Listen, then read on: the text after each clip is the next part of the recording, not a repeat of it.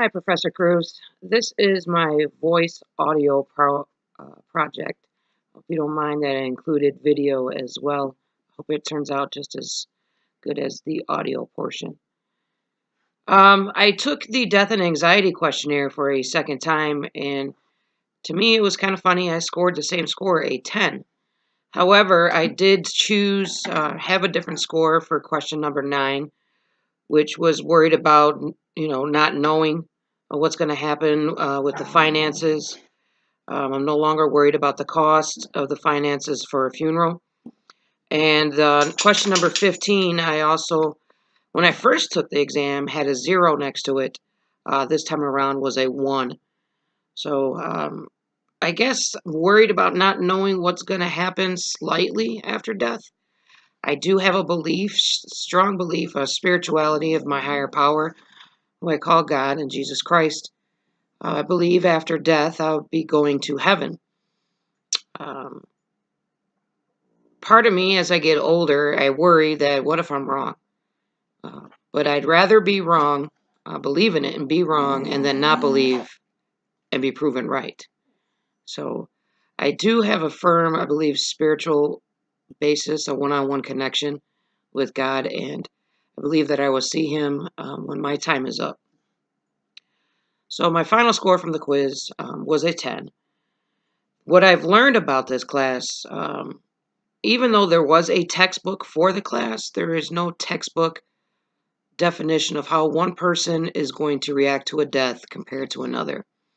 We can plan, we can read, we can have advisement, but I believe emotions are uncontrollable. We don't know how exactly they're going to come and in what order. I was taught the 5 stages of grief years ago when I took an EMT course to help us understand what somebody might be going through when a loved one is dying. Being in the health profession, they have to have a clear understanding of the death process. Somebody working in hospice, I really don't know how they do it, how they can have and form those connections when they knowing that person that they're there to take care of is going to be dying. They also have to be well educated in the process of death. The family is going to have a lot of questions. This might be their first death that they've had to deal with.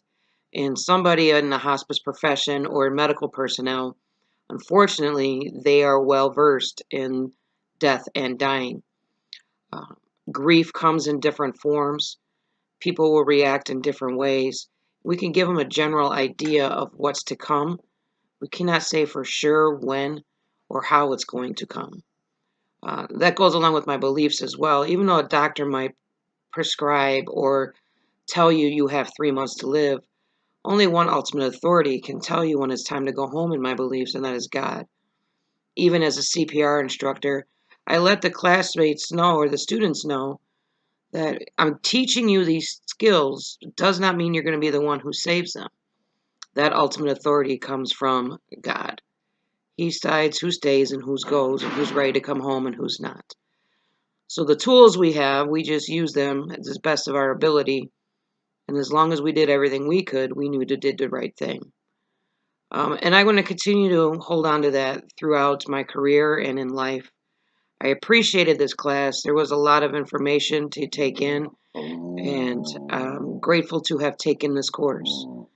Thank you, Professor Cruz.